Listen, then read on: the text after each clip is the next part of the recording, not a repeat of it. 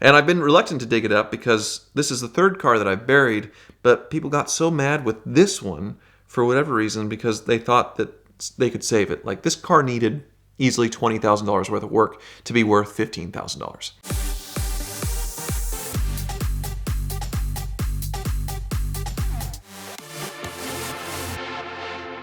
So when it comes to YouTube project cars, there's two really important factors. Number one, it needs to be interesting enough for people to actually watch the build through all the videos and maintain that audience interest. And I think number two is it needs to be something that is fixable, that you can actually go through and finish to completion.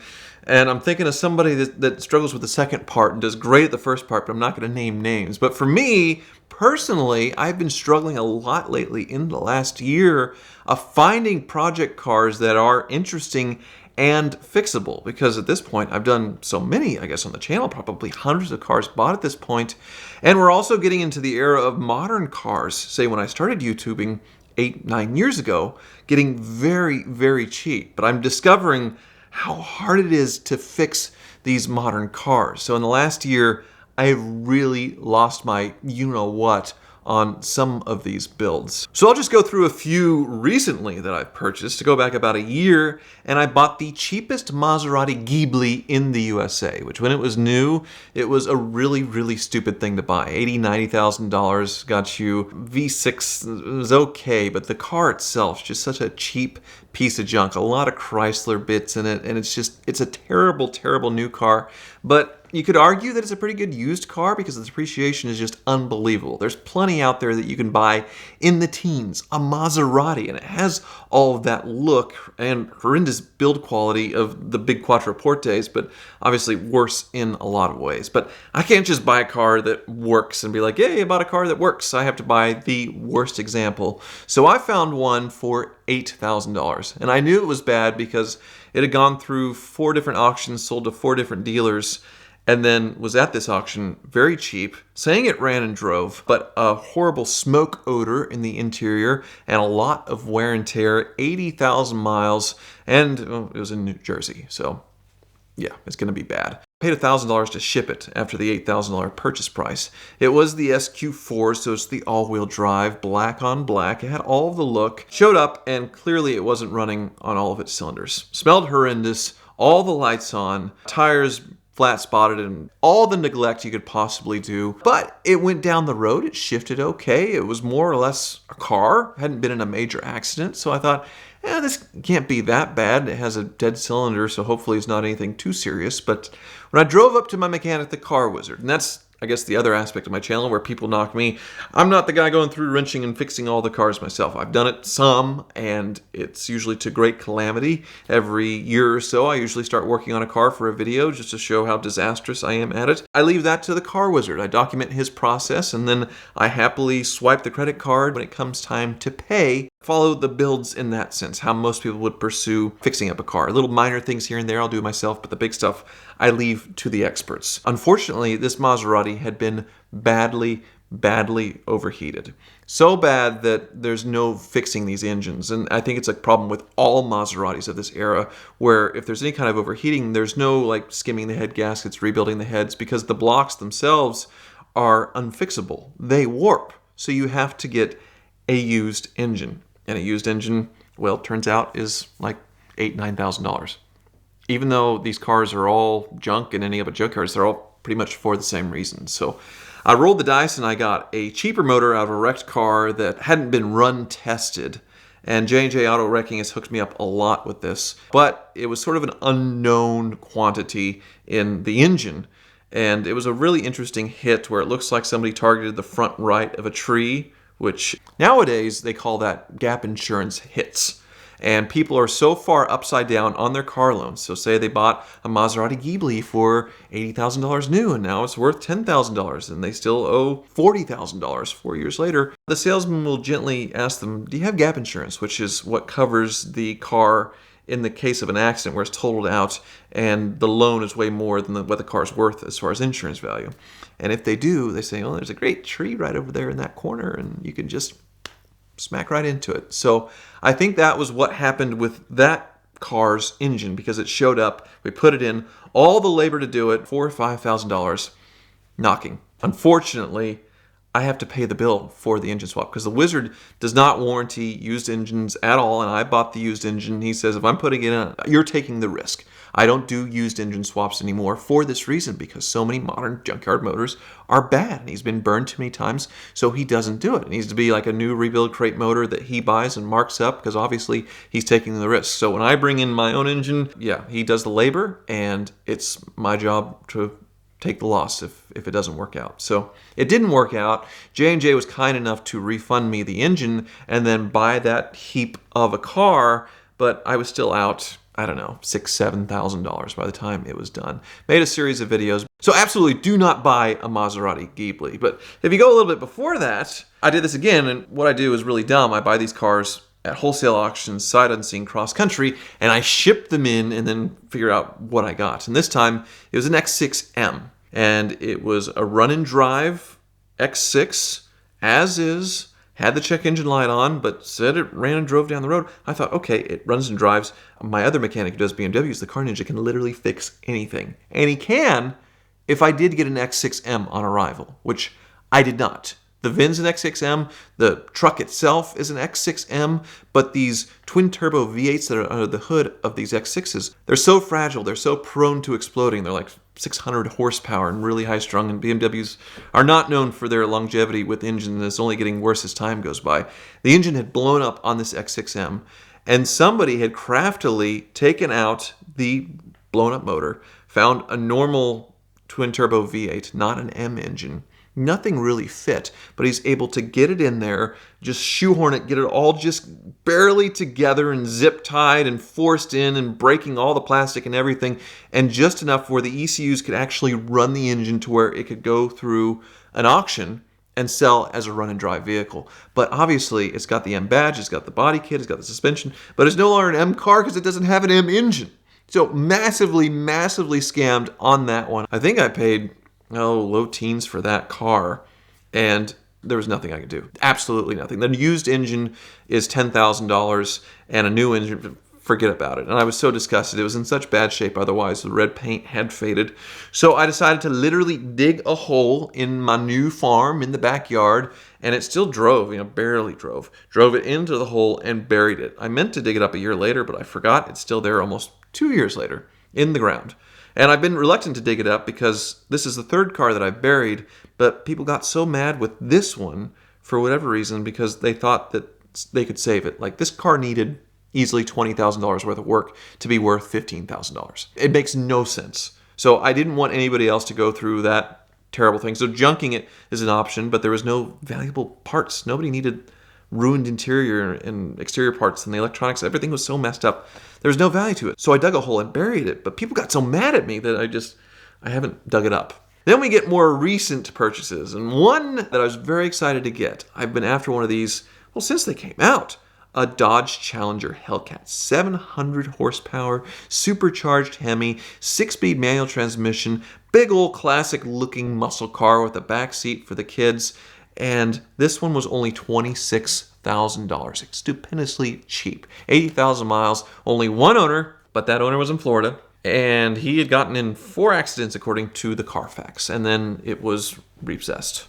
So I knew it was going to be bad, but $26,000, so cheap. It showed up, and I am doing the first ever full-out restoration on a Dodge Challenger Hellcat. You can buy a nice one for 40, low mileage, maybe 45, 50 tops on these early ones with the manual transmissions. And I paid $26,000 for this one, another $1,000 to ship it up. And the motor is ticking. It has the classic Hemi tick, which is where the lifters kind of grind off, and a big mess, which is basically darn near a rebuild on these engines. Completely stripped down to the bare block. We didn't do, pistons and rings, all that stuff, but everything else needed to be done to reach these. It's a massive job. Ended up costing $10,000 to go through this engine. And then I have a car that's been in 4 accidents. So the bumper's hanging off, the hood's kind of crinkled, the frame's straight and all that stuff, but then the interior had these horrendous speakers added in the door panels to where when the door closes, it blocks the seat belt because of these giant speakers to where you can't buckle your seatbelt. You have to open the door to get the seatbelt through because it's up against the seat. And then all kinds of substances have been smoked inside, and it's rough. And I will be every bit of $50,000 into this thing when it's done. Because yeah, it's running, driving great. It has a freshly built motor, more or less. But now I have to do the suspension. Suspension's ruined. The brakes are gone. It's a mess. And I'm going to do a wide body on it. It just so stupid. It's so stupid. But the good news about that one is it's something I did genuinely want and do want to keep. It is the spec I like. I like the pearl white and the black hood and the manual transmission. So going through, making it nice, it's okay. The next one was a really cheap car. I just couldn't say no to it. And it was a 2008 BMW 335D, so the diesel. Really cool. They only made them for a couple of years. Actually pretty low production numbers on these. Big power, like 400 pound-feet of torque from the factory on these. And if you tune them, it can be even more. But they have a horrible emission system on them. Diesel exhaust fluid, which basically sprays fluid into the exhaust to keep the diesel from polluting everywhere. And of course, Volkswagen with their Dieselgate got all kinds of trouble with them cheating the emissions by not having the DEF, but with the dyno cheating. But instead, when it's in dyno mode, they lower the power to where it pollutes less. Well, BMW didn't do that. Instead, they put diesel exhaust fluid on there. Eurasian Bob actually took this on trade after selling it years ago and was willing to sell it to me for $1,500. He actually took it on trade for $2,000, so he's willing to sell it for a small loss, not really knowing what was going on, but he made enough money on the car to just let it go and thought it'd be great YouTube for me, which I was thrilled. It ran and drove. It was in good shape. It had over 300,000 miles on it, but it's a diesel. It's supposed to run forever. They're invincible. German cars. No. So I take this one to the mechanic.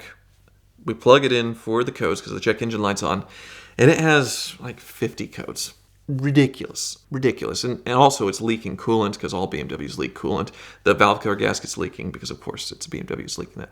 But the big cost was with all the diesel emissions. So the diesel exhaust fluid tank, new from BMW, $3,000 for the tank with the sensors and all that stuff. It makes no sense. Used, they're still $500, but new $3,000 for this tank. And then there's a heater element in there to heat up the fluid, all that stuff. That was failed as well, $1,000. There's one other part that I'm not remembering for about $1,000, but it was $4,000 just to have this stupid emission system working on this BMW. And then there were the other leaks and all the other issues and everything else I found.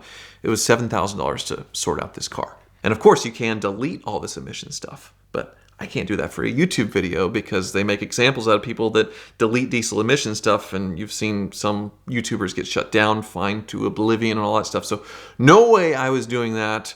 Dump the car, thankfully, for what I have into it, to someone else who can probably delete things and live happily ever after, live with leaks and things. So I actually didn't lose money on that one, which is a small miracle, but it is another example of modern cars being absolutely unfixably complicated. The last one now is a Mitsubishi Lancer Evo 10 that I'm in the middle of doing right now, and I should have known better on this one. It was traded into Carvana.